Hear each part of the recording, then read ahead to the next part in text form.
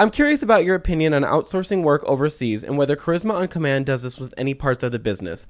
I'm reading The 4-Hour Work Week and have loved most of Tim Ferriss's advice, but the section on outsourcing was one of the only parts of the book that bothered me. Specifically, the idea of outsourcing to countries whose economies aren't as strong as yours and leveraging currency differences to pay employees in other countries less than you would pay an employee in your own country. Halfway through. I understand that the living wage in these countries is lower, and so the business owner isn't actually underpaying the employee, but something about the whole concept made me uneasy for some reason. I haven't finished the book yet, and I'm not sure if the ethics are discussed later, but I wanted to hear your thoughts on this practice. So let's start at the easiest questions. I don't think he really does touch heavily on the ethics of it. No. We do used outsourced labor. We have it from all over the world. We have some that are cheaper and some that are more expensive. Some in Norway. In Norway, our video editor is Norwegian. Quite high, apparently. Yeah, minimum wage is through the roof. And then we have a number of primarily support team that is in the Philippines. Yeah, we got Philippines, we got Egypt, we got Canada, we got it's a global organization. Yeah, actually, no, gosh, yeah. So let's just touch on the countries that we have. So we have a Canadian. Well, do the foreign language channels count? Like, does Lucho count? He's doing our Spanish channel. Yeah. So we've got most continents. We're covered. We've got Canada. And if you take the foreign language count, we're everywhere. Yeah. Everywhere but Antarctica. South America. We got Egypt. Egypt's Europe, Africa. Yeah. Egypt. There's Australia. Philippines. Do we have any Aussies? I don't think so. I don't think we have any Aussies. All right. If any Aussies want to translate into Outback. That'd be so funny. You're talking and then there's all sometimes... Right, oh, good day, mate. Good day, mate. God, every Australian watching this just died inside. I'm sorry. So we do have it, and then feeling uneasy with it. So you raise an interesting question. I will tell you the way that I think about it, but I haven't thought heavily about it, so this might have holes in its logic. My hole is that I think one of the unfortunate ways that we live today is in a nationalist world. Yeah, I was thinking that. Where you want what's best for, I live in California and I want what's best for someone in Mississippi and someone in New York and someone in Minnesota, but fly the same 3,000 miles in any other direction, down. People care less. And no, not for them. No. And obviously an American president and an American politician is concerned with American jobs. That is they're advocating for you. And so when things get better elsewhere and not in America, that's not desirable. And so what you hear in the politics is we got to get the jobs back. We got to do all of this.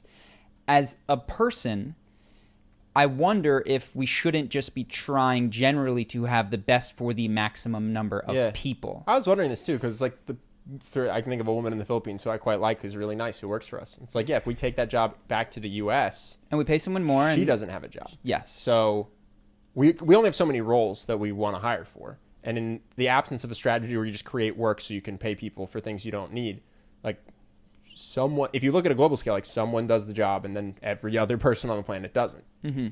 Now, there's a number of questions. I've read a little bit about this, about how countries develop.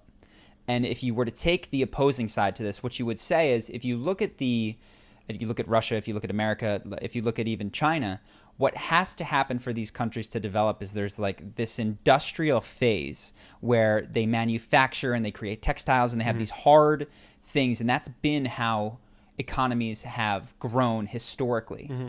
We don't really have strong examples of these service-oriented economies doing well in the long run. There's other economies that have done well based on natural resources. You've got oil.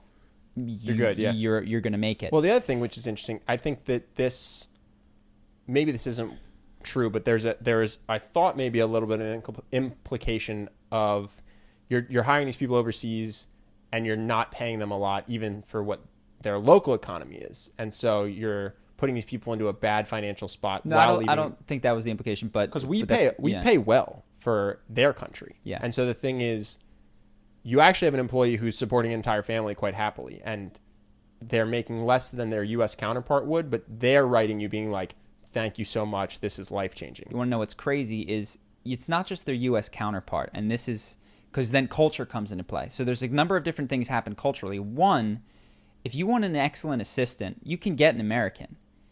Philippines has so many incredible assistants who know so many different software things because this is what has happened. Yeah. So they have this culture of friends teaching friends how to do this, and you want a digital marketing assistant. It is legitimately hard to find someone with the same sort of broad stack capabilities. This woman can do coding. She can do design. She can do Photoshop. It's impressive. She's a Jill of all trades. The amount of skills that she has. Yeah. And it's funny because what happens in some of these places, at least online, is certain countries become really good at certain things. So Philippines is excellent at assistance. You go to Eastern Europe, they've got sometimes incredible coding. Yeah. It just depending on the country is they then specialize in that thing. Is it good? Is it bad? I don't know. But the last thing that I'll say, and this is just on a personal level. If you didn't know how to map the countries, if you were an alien and you just thought it was a globe, you would just be saying that like someone is doing that job and being paid a wage they're happy about. Mm-hmm. Yes. Now, the difficulty. What do you do in the U.S. if you need to earn a U.S. wage? Well, there's a number of difficulties because the argument for capitalism, and then this is a zoomed out. The argument for globalization and capitalism is that over time, you're going to get the best work at the best price, and the market will figure it out. But what happens in the interim is the span of someone's life. And so you are a worker in Detroit, and then all the manufacturing jobs go over where they're done really excellently in some other place and assembled. And now you are out of a job, and the economy does better, and everybody does better, but you suffer. Yeah, the globe does better. Sure. But your life is worse. Sure. So, man, it's a tough question. It's a really tough question, and I would like to make a decision that could be applied to a system as a sort of systems thinking. This is a good way of doing it. I'm not sure that we are, but I'm also not convinced that we aren't. The last thing that I just think is interesting on a personal level is we actually sat down with some of our assistants and we said, look, we want to increase your roles in this, and we want to, a lot of them are on hourly work. Yeah, more responsibility, more pay. Switch to a retainer instead of hourly. And potentially even fewer hours. Because we said we no longer want to pay for, I'm not interested in your time. I'm interested in results that you create. So if you can get this done in less time, which by the way, I think we've sort of created a system where you can, I'm interested in paying you more because I think you deserve it. And she said no. Yeah, no thanks. Makes me uncomfortable. She said no thanks. And I think this is another thing, which is this is not necessarily cultural, if not personal, but values of people and what makes for meaningful work that people want does not come down to just the dollar. And that was a stark lesson of that just for me, going, I'm going to give someone fewer hours, more autonomy and more responsibility, which in my mind is exciting because outside of a repetitive task, and more money. This is a win-win-win in everything, and I'm happy to do it. And it was a no because I didn't understand her model of what makes her feel comfortable and happy. And part of it is, I think, a sense of familiarity, is a sense of not going into something where she feels that she's likely to make a mistake in a serious way or fail. So, all of these considerations come in when you're thinking about how to run a business and what's good for people in the world.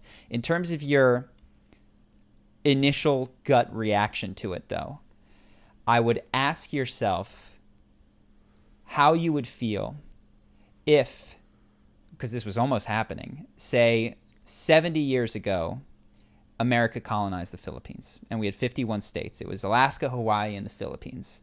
And it was an American in a poor part of America that we were sending it to. If that would change your opinion, then I think what is driving you is nationalism. And I don't think that's the best. Because, what if I sent it to somebody who was poorer just in living Hawaii. In a rural, or just a rural part of the country where and I got the same, the cost of living's lower, and so it's you can pay them less. It's a great example. If there was certainly a community, LA's got the highest cost of living in the U.S. or one of it, right? If there's you community, just go to somewhere that's much cheaper in the U.S. Utah has excellent internet and a bunch of personal assistants, and they cost the same in the Philippines. Would that upset you that I went to Utah for that sort of service?